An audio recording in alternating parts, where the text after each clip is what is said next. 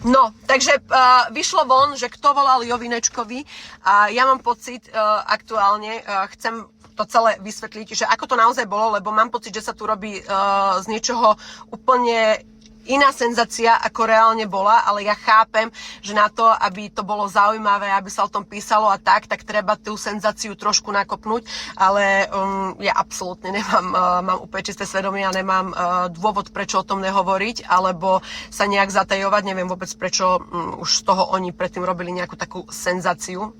Nechápem tomu. Každopádne, poďme úplne po poriadku. Vždy, keď sú akékoľvek voľby, tak sa proste oslovujú rôzne reklamné agentúry, kde zháňajú hercov, spevákov, influencerov na podporu daných strán, alebo v týchto prípadoch to boli voľby, hej. Neviem, prečo tu ľudia robia z toho vedu, pretože toto takto funguje už roky a nefunguje to len tu, ale aj vo svete takto.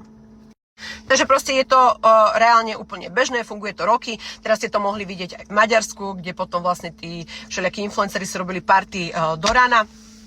Deje sa toto, je to proste normálne. Čo sa týka môjho telefonátu k nemu, bola som zrovna s mojím známym, ktorý vlastne robí tieto kampane. Pýta sa ma, že či nepoznám Jovinečka, že by potreboval mu povedať o takejto ponuke, ktorá vlastne im prišla. Tak ja som povedala, že OK, však mu zavolám. Akože prečo by som ho nezavolala, tak som mu zavolala, opýtala som sa ho normálne, ahoj Filip, toto, či budeš podporovať niekoho vo voľbách, ponúkajú ti okolo 10 000, nebolo to vôbec 30 000 a on mi na to odpovedal, že jemu volala už aj protistrana, ktorá mu ponúkla ďaleko viac. A ja, že aha, super. Takže akože neviem, prečo sa tu teraz útočí iba na jednu stranu, keď to bolo. Akože reálne ja som úplne, že na toto aj celé, že zabudla, ja som to úplne vypustila v tej danej sekunde aj reálne z hlavy, lebo akože čo teraz sa tu mám, hej. Len mi to príde strašne celé také nafúknuté, robí sa okolo toho senzácia a útočí sa ako keby iba na tú jednu stranu, pritom sa hľadali podporovatelia aj na tej druhej strane, kde tiež som bola ja oslovená, ale proste som to neriešila, lebo ja niečo, s čím sa nestotožňujem, tak akože chápeš. Takže ne za všetkým sú proste peniaze a napríklad Pellegriniho sestra s rodinou chodí ku mne do kaviárne, takže pre mňa podporovať jeho vo voľbách bolo úplne prirodzené a nepotrebujem na tom nejako benefitovať, takže celé mi to príde strašne také zvláštne, že po ja neviem koľkých 3 rokoch sa to vyťahujú takéto veci, že ako keby ja neviem čo sa stalo a pritom bolo toľko hercov a spevákov zapojených. No proste celé mi to príde také zvláštne, že po 3 rokoch sa tu ide niečo zrazu riešiť, akože a ja si osobne nemyslím, že mám takú moc, aby keď ja si vyjadrím nejaký svoj názor, že na základe toho niekto vyhrá voľby, no tak asi myslím si, že na to som dosť malý človečik, ale príde mi to celé také divné, že všetci sa môžu vyjadriť, všetky známe osobnosti sa môžu vyjadriť, ale keď sa už vyjadrím napríklad ja, tak to už musí byť zaplatené, to už je zle, ty kokos, akože ozaj? Aj predtým boli nejaké voľby, ja som povedala svoj názor, že držím v strane Smer-rodina, že by sa mala dostať, presne som povedala, kto ne.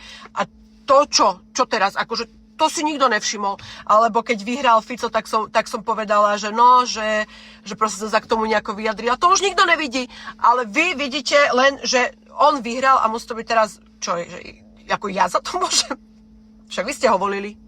No a akože mi to príde teraz strašne také celé divné, že Ježišmaria, že niekto niekomu volal.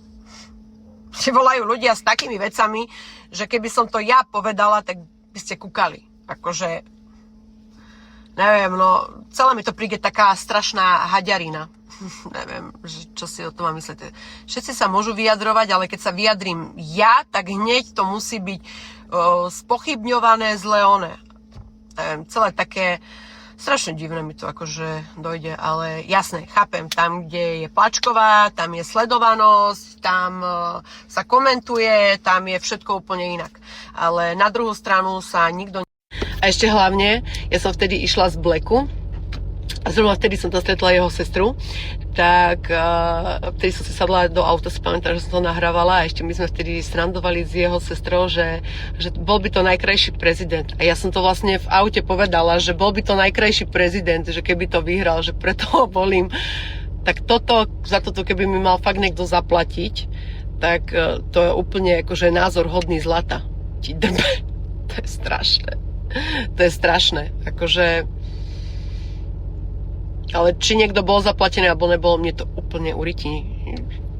Nech si robí, kto chce, čo chce. Hej, akože vôbec ma to nezaujíma, ale presne tu vidíte to meritko. Ale to, že on povie, že ja som mu volala, ponúkla som mu toľko, čo ani to pravda není, ale to, že mi povedal, že protistrana mu ponúkla, tak možno tá protistrana mu ponúkla 30 000, čo ja viem. Akože fakt. A vlastne ani ma to nezaujíma, popravde vám poviem, že ma to nezaujíma. Inak